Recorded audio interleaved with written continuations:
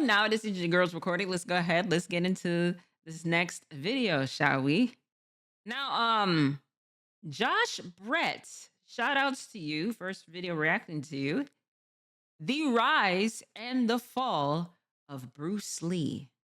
Oh, and I love Bruce Lee, man. That's one thing it is like Bruce Lee and Crouching Tiger, Hidden Dragon.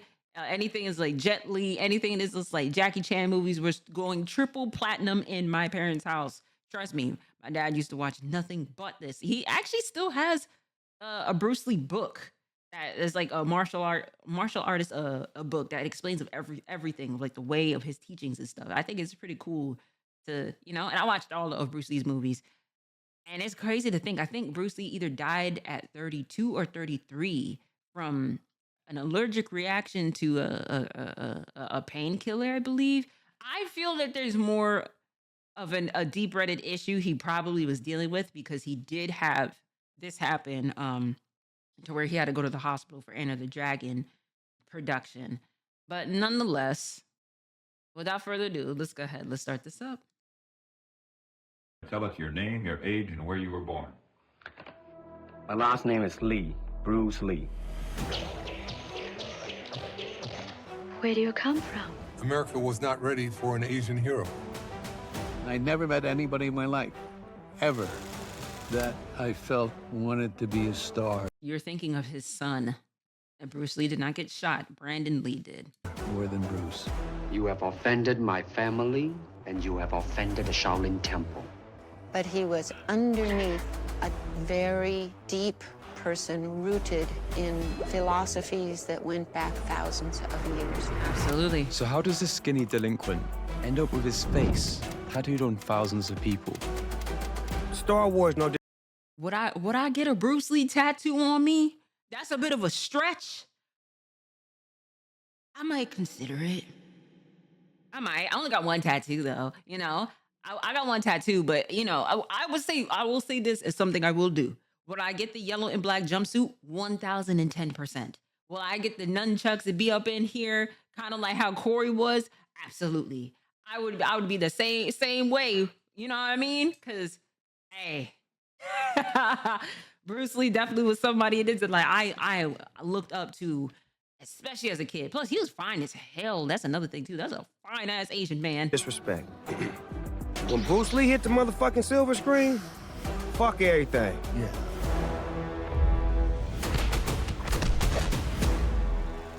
"1940. A child is born on the hour and year of the dragon to a Chinese opera actor. He literally grew up on the set of the Hong Kong cinema and the backstage of the Cantonese opera. They all said that he was a natural. Growing up on the streets of Hong Kong is what sent Bruce to get an education in martial arts. There was a group of... This is why you get plastic nunchucks, gang. You don't get the wooden ones or the metal ones. You get those fake ones. You know what I'm saying? You can go to Party City to get those nunchucks. Hey, they don't hurt. Students, classmates that didn't quite like him. So one day when he walked out of school, they just jumped him and beat the heck out of him, Bruce began studying the Chinese martial art Wing Chun under Ip Man at 13 years old. Oh, yeah. He'd fight against rival martial arts styles on rooftops. Bruce, I think he would describe himself as grown-up street fighting. He was not a real good and serious student in school in Hong Kong. But his love for fighting was under threat when it was revealed to Wing Chun members he was not purely Chinese. There was a long-standing rule in the Chinese martial arts world to not teach foreigners. So Ip Man removes Bruce from class, but has him taught discreetly in private sessions away from everyone else by a senior student. Meanwhile, Bruce's parents only grew more concerned about his love for fighting. And then the police, I remember it was a detective or somebody, talked to my mom and said, hey, either your son stop what he's doing, or we'll have to arrest him because, we can't let him just go out there and pick fights all day long, Can't do that. Unable to stop him from fighting, his parents sent him to America, along with $100 to study and stay out of trouble. Nah, $100 is crazy. I was about to go to sleep, and he came by my bedside, and then he was telling me that, hey, Robert, I'll be leaving tomorrow, and the emotion was very, very deep inside, and that love between us, I could feel it then. My father was a very old-fashioned man, okay? He never hugs anybody, nobody, my father actually went over and hugged him. And that really took us all by surprise, you know. Bruce studied philosophy at university by day and worked at a restaurant by night. But he had much more valuable skills to offer, so he began teaching Wing Chun. He didn't have any barriers of color or anything like that. He said, if your heart is right, he said, I'm going to teach you. Joining one of his classes was Linda. Was demonstrating on me, and he threw me down to the ground, gently, of course. So as he was showing the others how to do this, he said to me quietly, would you like to go to the Space Needle for dinner? And I said, all of us go to the Space Needle? And he said, no, just you. When we were dating, we did go to a lot of films. And one of them was Breakfast at Tiffany's. Mickey Rooney just looked ridiculous. Bruce was just ashamed that his Asian culture would be represented that way. The fact that Bruce chose to marry a Caucasian person was an expression of how he felt about America already. Bruce would showcase his martial arts at karate tournaments. This is where he'd demonstrate 2-finger push-ups and his 1-inch punch. That was his dream, was to teach martial arts, to bring the beauty of his martial arts, Chinese Kung Fu, to the American people and to the world. Yep. Not everyone took a liking to Bruce, perhaps because he issued an open challenge in which he claimed to be able to defeat any martial artist in San Francisco. Oftentimes people come up and say, hey, Bruce, are you really that good?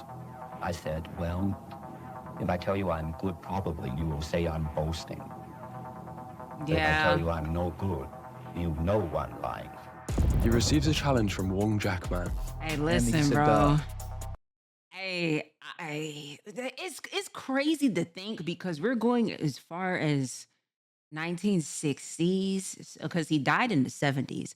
So we're looking at 50s and 60s at this point. And yes, the 60s was such a pivotal time, not only for just us as Black people, but you know, you had Hispanic people that was also going through the levels of racism as well, and so was Asian people. You know, and those type of movies that would depicted them back in the day was always like making fun of, you know, Chinese, you know, Asian people, Chinese people, Japanese people, you know, Vietnamese people. It didn't matter. They tried to put in some type of racism within movies and satire shows and stuff like that, you know. There's the funny parallel of, well, it's not funny, but an interesting parallel, especially in the 70s. A lot of urban cities where Black people lived also included theaters that played Kung Fu movies. Because white people did not want that around. They didn't want that around. So, you know, that it's interesting. It is that things change 80s and more and beyond of that. But, you know, it's interesting to see this. You know what I mean? Bruce was a show off at times and we loved it. Who was going to whoop his ass? That's my thing. Who was going to go ahead and be like, you know what, Bruce, I'm so sick of you boasting about how good it is that you are. Who's going to whoop his ass? I would boast a little bit too for this. I don't think like nobody in the room could beat me. Oh yeah, I'll let people know for a fact that it's like, yeah, you can't beat me at all. Yeah, what? You're to close your school down. Yeah, sit down over there. Because we don't want you teaching non-Chinese. And Bruce Lee told him, he says, I'll teach anybody who I want to teach. So he'd come in, he said, well, if you beat me, then you can teach non-Chinese. But if I beat you, you got to close your school down. I think the fight lasted 3 minutes. So Wong Jackman turned around and started running from one door to the other. I think he ran around 2 or 3 times. He stumbled, and Bruce got on top of him and was getting ready to lay him out, and he yelled in Chinese, couldn't speak English. I give up, I give up. Bruce was so despondent, so disappointed in his performance. And actually, this was a real turning point. Annoyed he didn't win in seconds, he begins refining his approach to martial arts. He believed that he could take the best of many different kinds of fighting, a piece here and a piece there, from boxing, wrestling, martial arts, all sorts of different physical activity, and incorporate it into a single philosophy. 1965, Brandon Lee is born. He had a very, very, keen sense of of love for his son, and he used to always brag and say he's the only blonde-haired, blue-eyed Chinaman in the world. But less than a week later, his father passes away back in Hong Kong. He was crying, he was crying real hard. Because at that point, he knew that even though his father had sent him, to the United States with only $100 in his pocket, it was good for him. After the funeral, Bruce trains even harder. And while he's out, his wife receives a phone call. At that 1964 Long Beach tournament, there was someone in the audience by the name of Jay Sebring, a hairdresser to the stars in Hollywood. Jay saw my father give this exhibition, and he was really, really impressed. This was his ticket into Hollywood. Just look right into the camera lens right here and tell us your name, your age, and where you were born. The first role was in the TV series Green Lantern. The Green Hornet. Green Hornet, the Green Hornet, there you go. Green Lantern, damn. Was his intensity.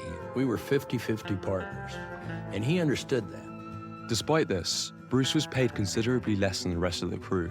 We had to slow up his action because we found in the test that he was moving too fast for the speed of the motion picture film. People may not realize he could have been faster than he was. Oh, yes. Unfortunately, the show was overshadowed by the success of another.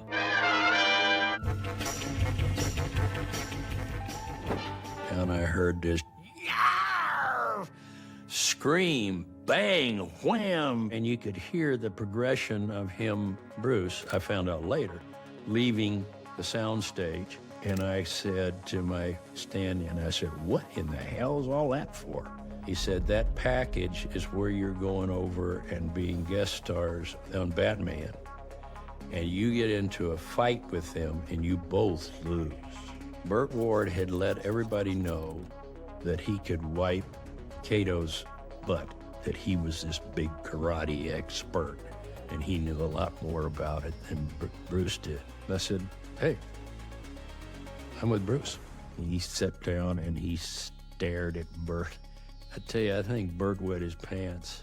I really do. The word was out that he did. Holy guacamole! They finally talked him out of it that Mr.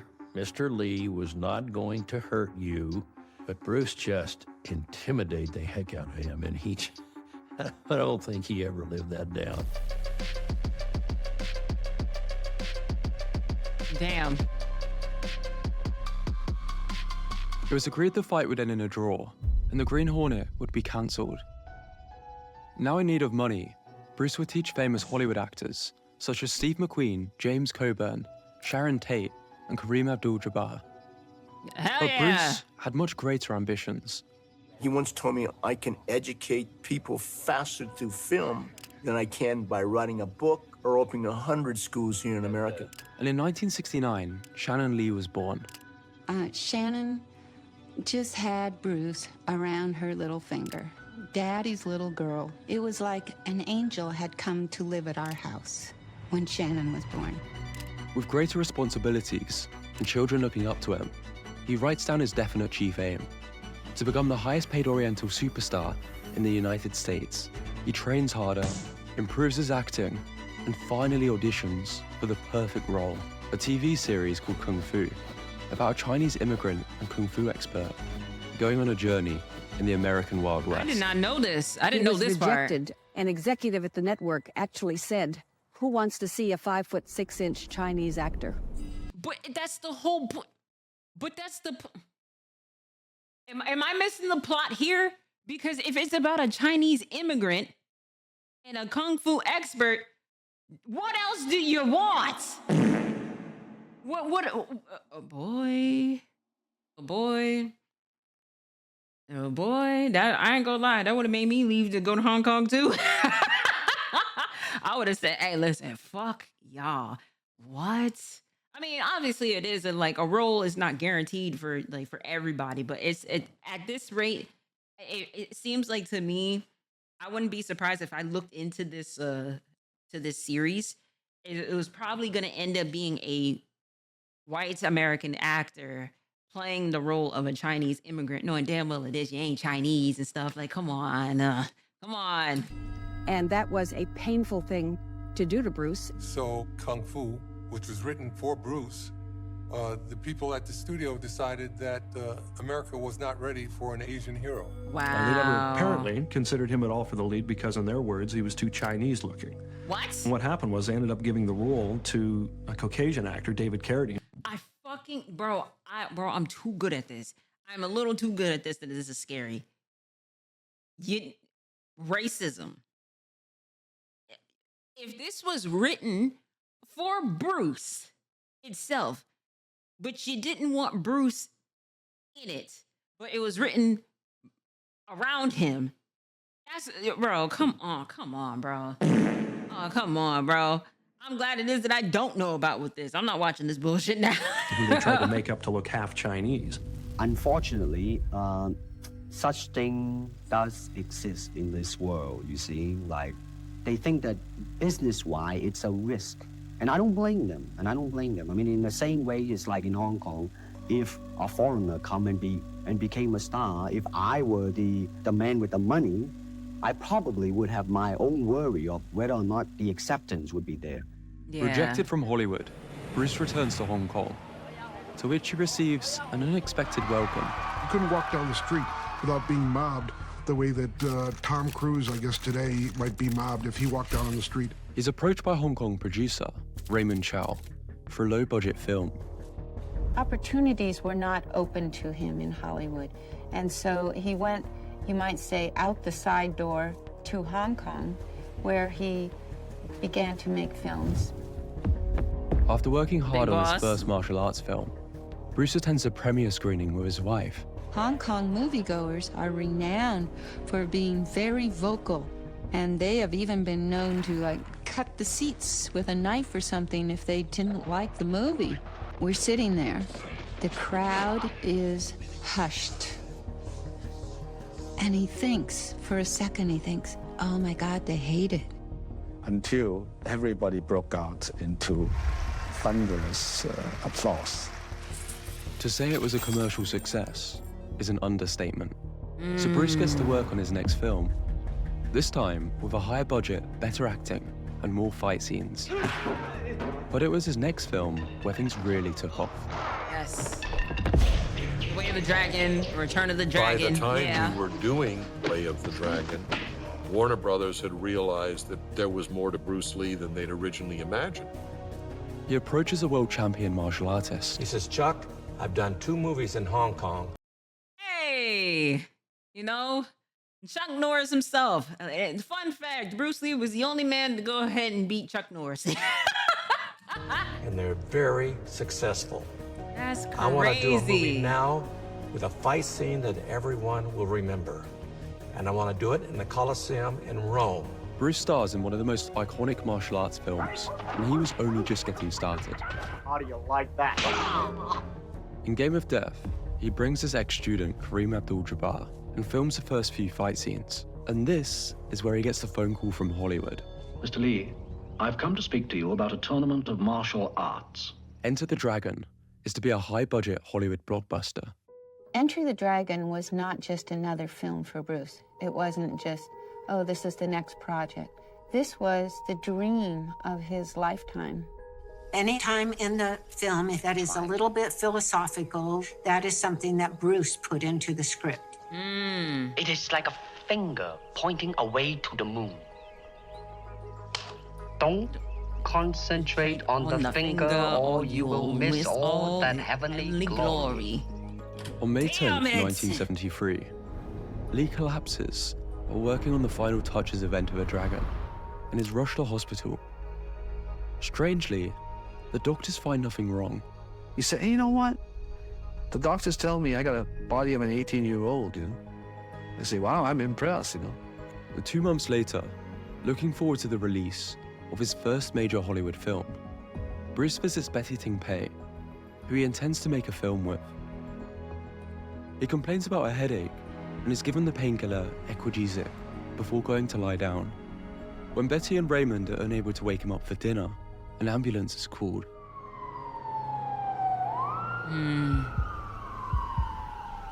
He didn't even get the chance to live to see his I success. rushed to the hospital, and Bruce was unconscious, and they didn't know what was wrong. I couldn't say, is he dead?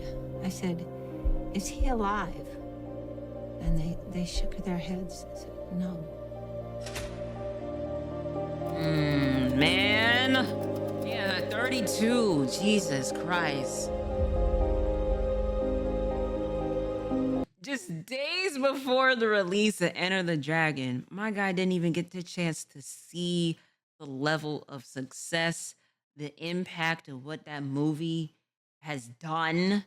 You know, everything out in the Western culture, man. Oh my God. And coming from somebody like myself, my parents can able to tell you this. Like, my dad put me onto Bruce Lee. We watched nothing but Bruce Lee at home. And Enter the Dragon is one of my favorite movies of all time. Still to this day, you know, I will continue to keep watching that straight one sitting. That is, damn. And it's such a good movie too, man.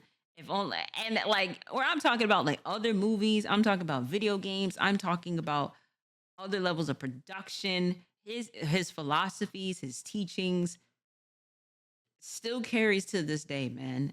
Damn it.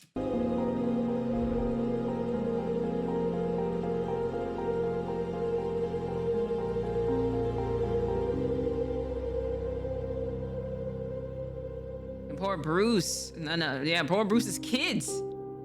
Especially Brandon.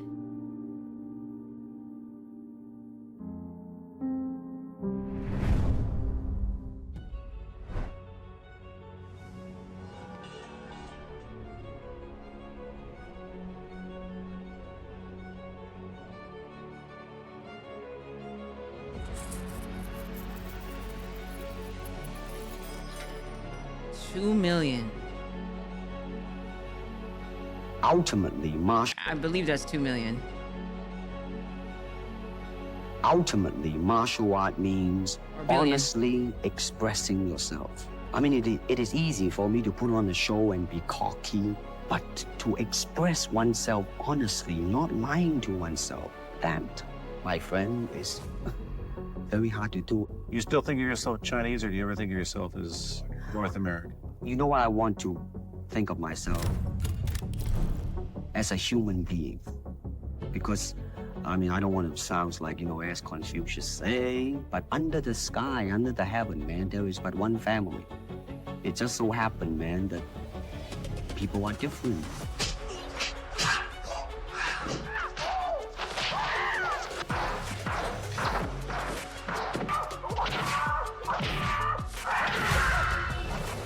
Or don't hit back.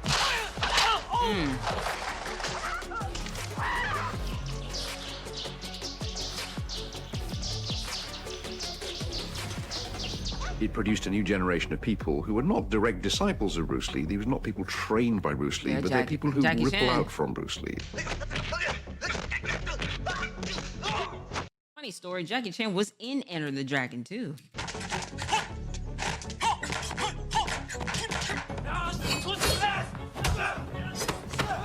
Yep. I said, empty your mind. Be formless, shapeless, like water. Now you put water into a cup, it becomes the cup. You put water into a bottle, it becomes the bottle. You put it in a teapot, it becomes the teapot. Now water can flow or it can crash. Be water, my friend. And this is in Hong Kong too. I need, damn it, I need to go see this. This is in Hong Kong. I have found a picture on this on Google, and I'm just like, oh my God, this statue looks so fucking cool. You know what I mean? And just having the skyline of this like this, so it looks very pretty. He said, Mr. John Wick. Absolutely. Absolutely. And there's more examples of this that could have been put in here, but nonetheless, like, I love the editing onto this video. I just hate the fact that he didn't live to just see his impact, man. Oh man, that would have been so cool to see how many other movies that he would have been in, how many others of levels of teaching and stuff. You know, but nonetheless, I'm still a Bruce Lee fan, still to this day. And I believe his daughter is still the president of Bruce Lee Foundation, if I'm not mistaken. She very much, between his wife And his daughter Shannon carries on to living like his legacy and all that, which is it's so dope, you know. A shout out to both of them. God bless both of them, you know what I mean? But Josh Brett, thank you so much for the video. I actually really like that one. Like, oh my god, like I really like that one. Even special cameo, right? Exactly. You know, shout outs to y'all in the chat. Shout outs to you at home. I will catch y'all in the next video. You know, be water, my friend.